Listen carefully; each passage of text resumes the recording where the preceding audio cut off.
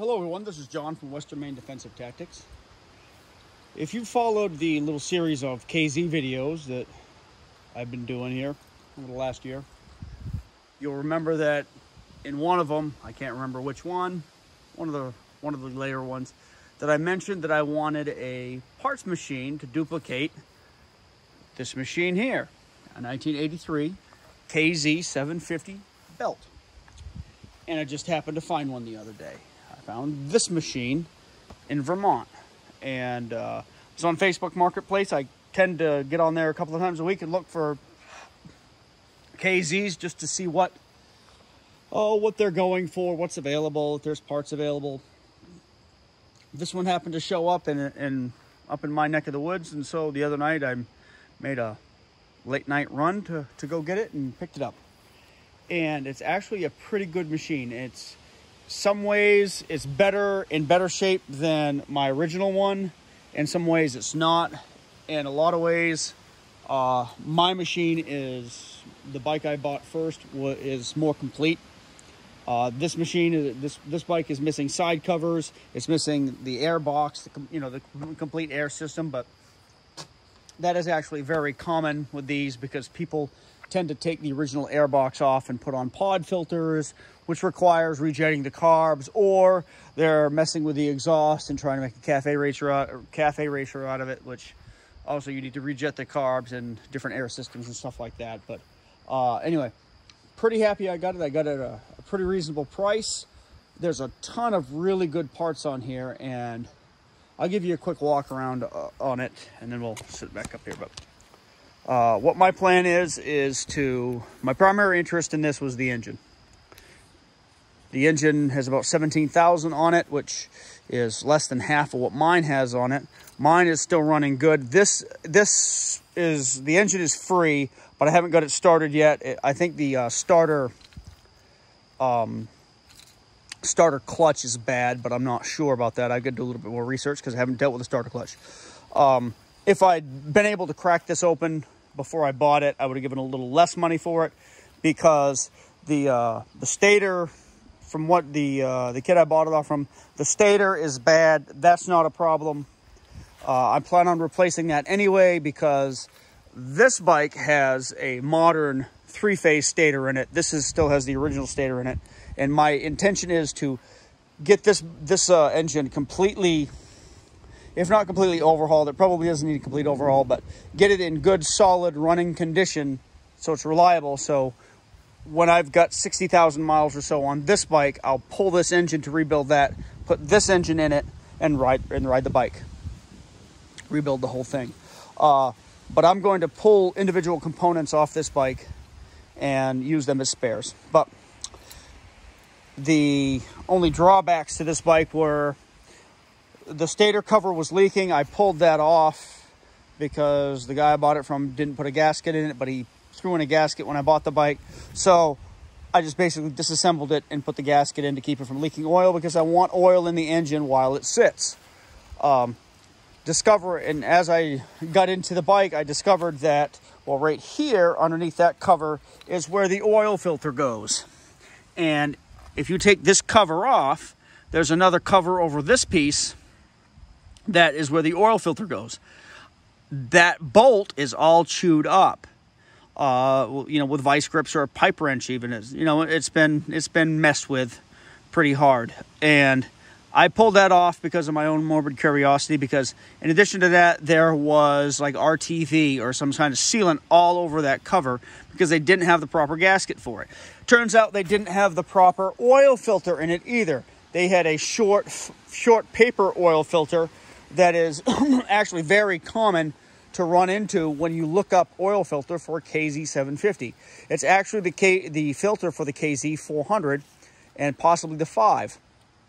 Or the 550, or whatever it is, the 440, 550, I can't remember. The smaller KZs.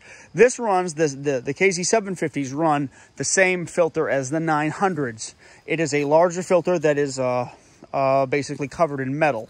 And I had one of those or two of those. And so while I had it apart, I put the proper one in and put it together correctly, which let everything just slide right back together as it should. And I didn't have to use sealant or any of that kind of crap. I do need a gasket for that. But anyway, that's neither here nor there. It kind of makes me a little apprehensive about what else I'm going to find wrong with this bike.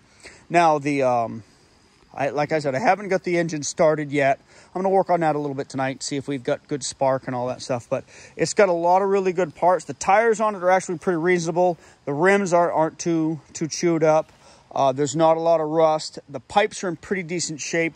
There is a little bit of a hole down in here on this one pipe. But overall, the pipes are in better shape than they are on my original bike, or the bike I'm running. Fenders are in good shape. The frame is in good shape. The tank is in better shape than the one I have, obviously. Because if you look at this one, it's been repainted, but that's very, very common. It's got, it's got some craziness in here, maybe a little dent here. But if you look at this one, this has got several big dents in it. That really doesn't bother me, but I probably will clean this tank out and swap it over to this one. I actually like these mirrors better than I like these goofy things. I mean, these are pretty good, but I like the field of view and slightly lower profile of the square mirrors on here. Carbs probably need to be cleaned, but they look like they're at least okay. The side covers on this, gone, non-existent. The seat is pretty good, but this is also a Saddleman cover for the seat, so I'm not sure what the original surface of the seat is, but that doesn't matter because I'm not going to put that medieval torture device on my bike anyway, because you know how I feel about that. What I like about this bike is the pipes give me a good set of pipes that I can put on this bike as I mess with my my scrambler conversion, because I was reluctant to do that because, if I cut up the pipes, I've got no pipes to run, nothing to run the bike with. Now I have a backup set of pipes that are actually better than I believe they're better than the pipes I have now. So that's fine with me. Fenders are good. The headlight, the headlight's got a little rust and some bubbling on it, but I can fix that. But it's got no scratches. Looks to be in pretty good shape. Gauges are in pretty good shape. This cover here that my bike is missing is actually fairly hard to get and expensive when you find it. But that's okay. I can pull that off. This gauge is actually lit. Mine is not. This is an oil indicator. Mine doesn't.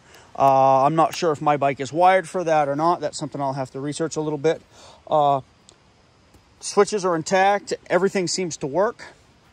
Looks like I'm going to have to replace a master cylinder window, but I think I have another one of those anyway, but I'm not sure. But that's actually interesting. That's a little bit different than what's on mine, but if necessary, I can get it to work. Levers, obviously, this bike has been down once or twice. Not a lot of scrapes on it, though. I don't see a lot of damage. The forks and fork seals seem to be in pretty good shape, but I've already taken care of that on this bike anyway. The bars on this bike aren't like the original bars that were on this bike that really sucked, but that doesn't matter. But anyway, so this bike, in my mind, is going to help this bike become almost immortal, because I'm going to strip the shit out of this bike and rebuild everything I can, have individual components to slap right on this bike as I need them. I mean, up and including, I'm thinking spare tires and a whole bit. I'll get a new set of these, the same tires I'm running now, put them right on those. Go for it. Well, I'll measure the rims on that to see what I've got for tolerance. I'm sure it's going to be better than what it is. But anyway, as I dig into this bike, I'm sure I'll discover little things that need to be taken care of. But like I said, the biggest thing with this is going to be probably that starter clutch, which is something that comes up with these bikes. But I need to learn how to do a starter clutch anyway. I need to learn to dig into the engine with a little bit more confidence. And I'm going to do that. And I can do that experimenting on this engine, getting this one running while I ride the piss out of this one. So, yeah, I'm pretty happy with that purchase. It was worth the effort to go get. It took me a little over a week to get out there and meet up with a guy and truck it back here. Got back here around 1 o'clock Tuesday night, and happy I got it. So that's a little bit more progress made towards immortality for the mighty KZ, and it makes me that much more enthused to go forward with the project of turning this into like my all-purpose scrambler type bike. And gonna reroute the pipes. I'll have to reroute some of the electronics, which may mean messing with the airbox. I haven't finished my under-seat storage for this yet because I was planning on it, but then if I have to reroute all the electronics, it might take up some of the space underneath the seat, so I'm going to wait and see how it goes with the pipes and the electronics and all that kind of stuff. But anyway, I think that was a pretty smart purchase, because now I'll have parts, well, at least until I'm dead anyway. And I could potentially just get this bike running if I wanted to. And truth be told, I'm going to actually get it so it is running, you know, so I can tool it around a little bit to see what condition this engine is in, to gauge how much of a rebuild I need to do on it. Because this one's at 39, this one is at a little over 17, so not even half of what is on this bike. And this bike, the bike I'm sitting on, has plenty of life left in it engine-wise. Plenty. That's one thing I do like about these parallel twins, is they're a tough motor. They take a lot of crap. And you can tell that by the plethora of people that are doing, you know, they take the 450s and or the 500s, whatever. I can't remember what, I want to say it's a 440 or something like that. And they do, I mean, they've been neglected for years. They get them started up and they start tearing around the country with them. I want to say the Rocky Mountain ATV. I can't remember. There's some website out there where they're doing different, you know, buy a cheap bike and take it off-road and pound the hell out of it. Great challenges like that. One of them uses a 400 KZ in it. Belt-driven, too. It's pretty neat. But anyway, I've got a bunch of spare parts and another project to work on, like I need anymore. But hey, it's cool.